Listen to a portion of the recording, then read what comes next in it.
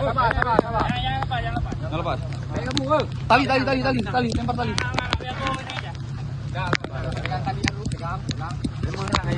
Unit siaga SAR Biren dan tim gabungan berjibaku melaksanakan evakuasi warga terdampak banjir di Kabupaten Biren sejak 25 hingga 27 November 2025. Proses penyelamatan berlangsung dramatis, termasuk upaya heroik mengevakuasi warga yang terpaksa bertahan di atas pohon kelapa akibat tingginya debit air.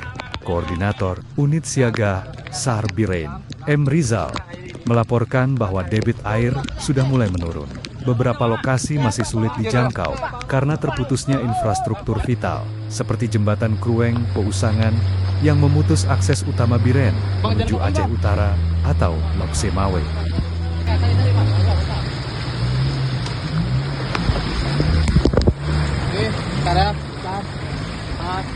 Oke, lompat terus, lompat. Oke bang. Oke, dah.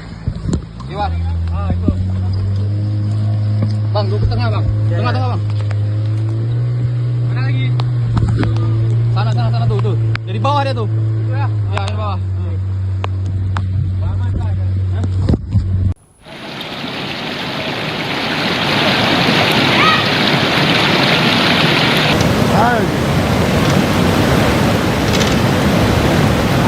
Pemerintah Kabupaten Aceh Utara telah menetapkan status siaga darurat banjir sejak hari ini. Di Desa Blangpuria, Kecamatan Samudra, warga mulai meninggalkan rumah mereka dan menerobos banjir untuk mengungsi ke tempat yang lebih aman. Ketinggian banjir di kawasan ini hampir mencapai 2 meter. Sementara di Desa Pucok Alu dan Pulau Seke, tim SAR mengevakuasi warga terutama anak-anak dan lansia karena debit air terus meningkat hingga merendam ratusan rumah. Banjir juga merendam jalan lintas nasional di pusat kota Loksukon.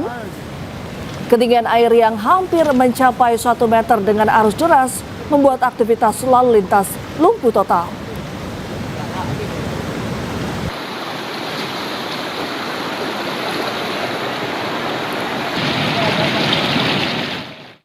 Pemirsa, dalam sepekan curah hujan dengan intensitas tinggi terus mengguyur membuat 16 kecamatan terkepung banjir di Kabupaten Aceh Tenggara. Kini 98 desa terkepung banjir dan sebanyak 23 orang masih dinyatakan hilang.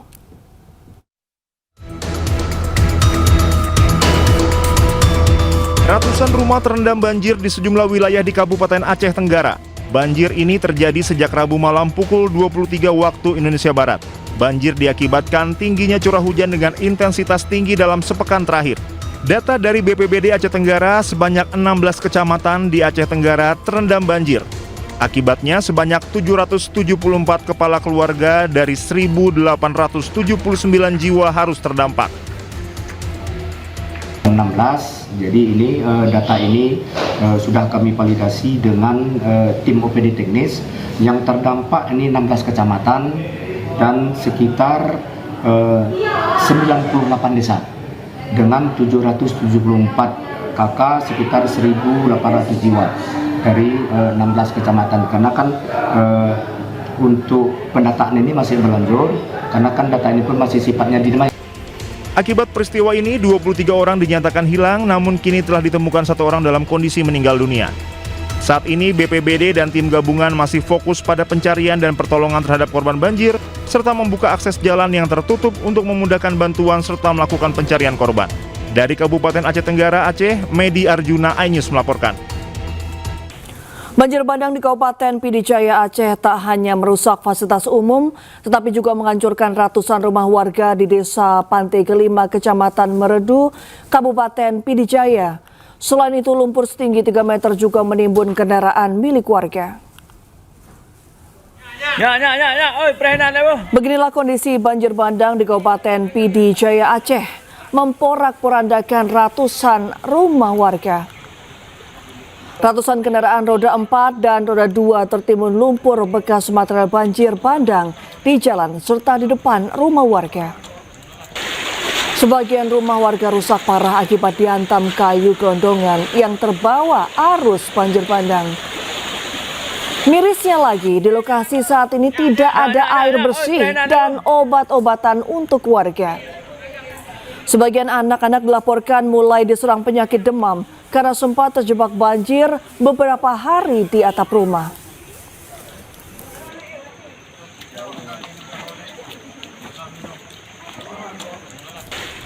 Sementara rumah dinas Gubernur Sumatera Utara Bobi Nasution terendam banjir.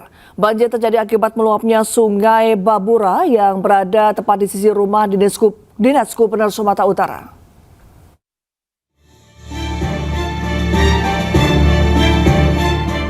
Rumah dinas Gubernur Sumatera Utara Bobi Nasution di Jalan Sudirman, Kota Medan, Sumatera Utara ikut terendam banjir. Luapan air Sungai Babura yang berada tepat di sisi rumah dinas Gubernur Sumatera Utara menggenangi pekarangan hingga masuk ke sejumlah ruangan di rumah dinas. Bahkan sejumlah kendaraan yang terparkir di halaman juga terendam banjir. Banjir dipicu karena tingginya curah hujan yang mengguyur Kota Medan selama sepekan. Pasca banjir yang melanda rumah dinas Gubernur Sumatera Utara ini, sejumlah petugas membersihkan pos penjagaan. Hingga kini belum ada penjelasan resmi mengenai kondisi drainase atau penanganan banjir di area tersebut. Dari Medan, Sumatera Utara, Bobi Pakpahan, iNews melaporkan. Pemirsa, Wali Kota Sibolga Ahmad Syukri Nazri Penarik dikabarkan hilang kontak usai terjebak banjir dan longsor di Tapanuli Tengah sejak Selasa kemarin. Seluruh upaya komunikasi yang dilakukan dengan Wali Kota Sibolga hingga saat ini belum membuahkan hasil.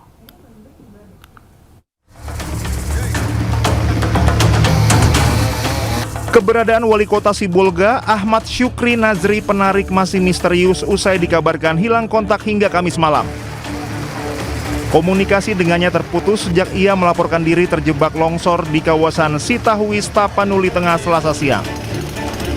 Wilayah tersebut kini terisolasi akibat bencana banjir dan longsor besar yang memutus akses jalan dan jaringan komunikasi. Upaya pencarian Wali Kota Sibolga terus dilakukan dengan mencari informasi dan menjalin kontak dengan Syukri. Namun seluruh upaya komunikasi yang dilakukan hingga saat ini belum membuahkan hasil. Syukri semula berada di Medan sebelum bencana besar melanda Tapanuli Tengah dan Sibolga. Usai mendapat laporan soal kondisi cuaca ekstrim, Syukri langsung bergegas kembali ke daerahnya.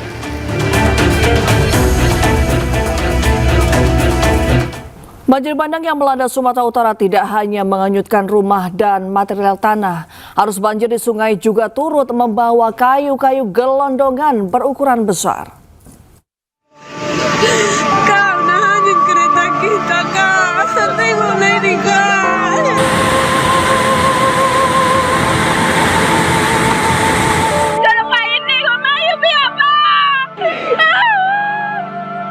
Banjir bandang di Kabupaten Tapanuli Tengah, Sumatera Utara memunculkan permasalahan serius. Video amatir kayu gelondongan besar yang terbawa arus sungai ketika banjir menuai sorotan publik. Warga meminta agar pemerintah segera menelusuri asal-usul potongan kayu tersebut, termasuk menyelidiki kondisi hutan di hulu sungai. Gubernur Sumatera Utara Bobi Nasution berjanji segera menindaklanjuti kekhawatiran mereka. Namun saat ini evakuasi warga terdampak dan bantuan logistik menjadi fokus pemerintah.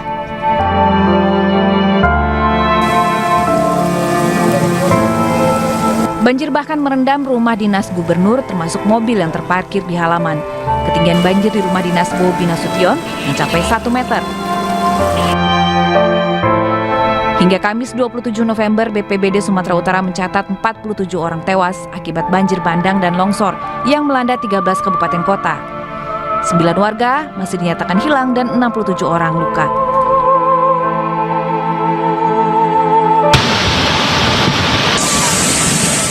Beberapa wilayah mengalami dampak serius seperti di Tapanuli Selatan, Kubang Hasundutan, dan juga Pakpak Barat.